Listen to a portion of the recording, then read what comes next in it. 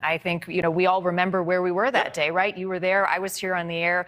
We could not believe what we were seeing. And I think that officer really summarized it very well. The terror of that day, it was jaw-dropping. I want to bring in Julia Manchester now from The Hill. Julia, what stands out to you about sort of part two of the hearing and the testimony we heard from the officer and the filmmaker? I thought it was a very interesting choice for the committee to bring these two people on, a filmmaker and a Capitol Police officer, to testify, because they're obviously coming from two different perspectives. They had two very different vantage points of January 6th. So with the filmmaker, you had him embedded with the Proud Boys, with the Oath Keepers, with these groups that were very much involved with the events of the day. And he was able to really give a moment by moment or hour by hour sort of analysis and play-by-play of what happened from his perspective. And he was very much saying, I was struck by one quote in which he said, for anyone not calling this, or I think it was, he quickly saw these people turn from protesters to insurrectionists, or to rioters to insurrectionists, as they were approaching the Capitol and demonstrating there. So I thought that was very interesting, very interesting choice of words. For Officer Caroline Edwards, her experience being injured, getting her head cracked during the protest, that's incredibly, or the riot, excuse me, that's incredibly gripping testimony for viewers to see how a Capitol Police officer, someone who, is trained to protect an area like a building like the Capitol, was overcome with these riots. I mean, obviously they were not prepared for this. She even talked about that, saying she's been trained to handle some guards or some crowds, excuse me, maybe, other situations, but nothing like this. She was describing this very much as a war zone. But taking a step back, and I thought what Chris was saying earlier was very interesting about how, this was a congressional hearing. We heard in the run-up to this that this could have been a blockbuster event, that we were all going to be glued to our seats. We had a former ABC News producer, or president of ABC News, excuse me, very much running this show and consulting. But I think they were very careful, the committee, to draw that line between something that was theatrical, but at the same time try to keep the audience, the American people, those watching from across the country, very much gripped or committed to watching this testimony. Right, a fact-finding mission, and I think the American public can see through the theatrics when it comes to the politics. Julia, something stood out to me, and I want to get your thoughts on this. As I mentioned a moment ago, Liz Cheney said it's important that the American public have an account of what happened.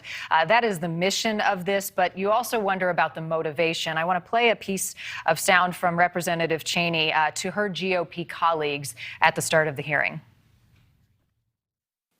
Tonight, I say this to my Republican colleagues who are defending the indefensible.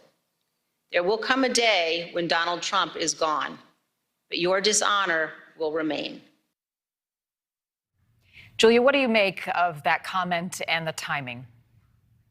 This is sending a clear message to her Republican colleagues, and the timing of this is incredibly interesting and poignant, considering she is facing a primary challenger who is backed by former President Trump as a result of Liz Cheney very much breaking with President Trump over January 6th and being so incredibly critical of him. So this shows, look, we talk about how this shouldn't be political, that the hearing is a fact-finding mission. That's very true, but it's impossible to ignore the fact that this is taking place during a midterm election, that one of the leaders of this committee is very much involved in the fight of her political life because of her involvement in the committee and her criticism of the former president. So unfortunately, I think we're seeing politics and the fact-finding mission very much bleeding together. I am curious to see what the response is from House Republicans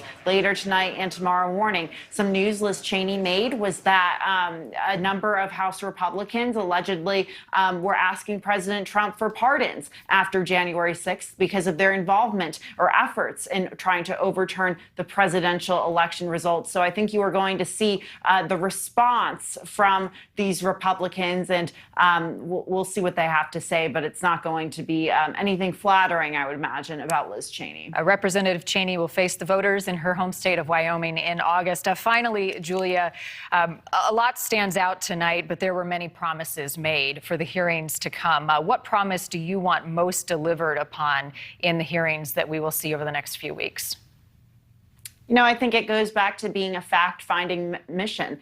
How was this able to happen to a building, a place that so many of us journalists, Americans, lawmakers, police officers frequent every day in our taxpayers' fund? How was this able to happen at a building that's considered one of the most secure places in the country, with so many powerful individuals who have so much influence over the direction of our country that were in that moment at that time? How did this happen? I think there are a lot of questions that need to be asked of President Trump's side of this, how the Capitol maybe wasn't prepared to handle this sort of situation. But I think that's the main question. And how do we prevent this from happening again? We are living in fraught political times right now. Everything's so highly partisan. The rhetoric online, in person, across the nation is so incredibly disturbing and violent sometimes that I think we really need to watch ourselves